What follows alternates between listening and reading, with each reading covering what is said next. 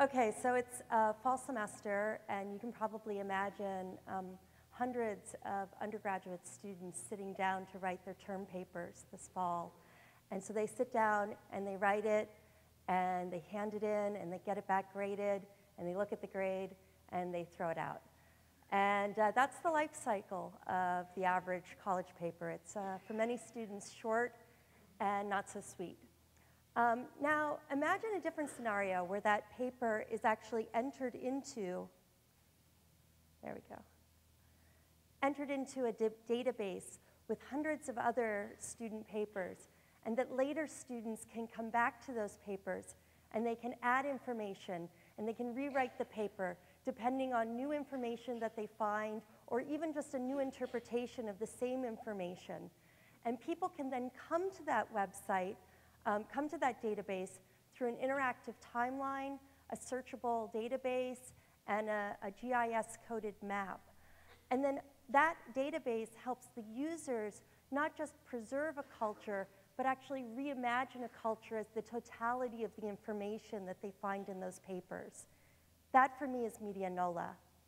MediaNOLA, the media in MediaNOLA stands for through, as in it's through everyday people, places, and things that make the culture of New Orleans. And I started this website after Hurricane Katrina, when many of our archives were flooded, and many of our residents, who are the bearers of cultural memory in the city, left.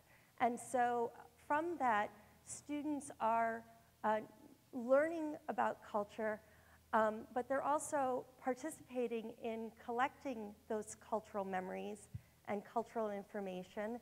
And they're showing how our culture is not merely extraordinary, as we always say, but it's also made up of all these ordinary people working throughout the city in every region and every place that imaginable at every different time period.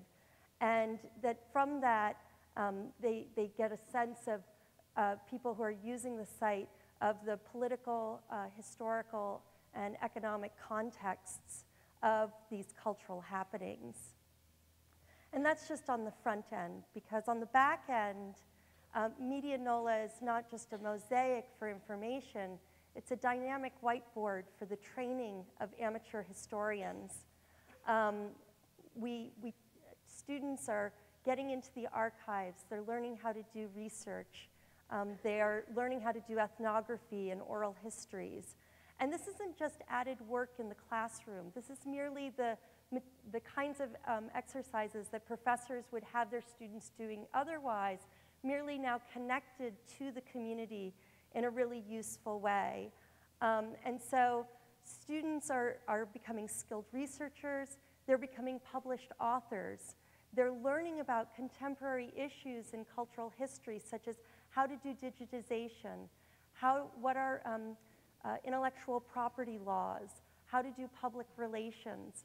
And so in the process, you know, I always say that MediaNOLA, the means of production are more important than the ends, because they're actually not just reciting a culture, they're actually becoming cultural producers themselves. And so I want to invite you, one of the things I've learned, the gratifying things I've learned doing this project, is that no website should be an island or a silo.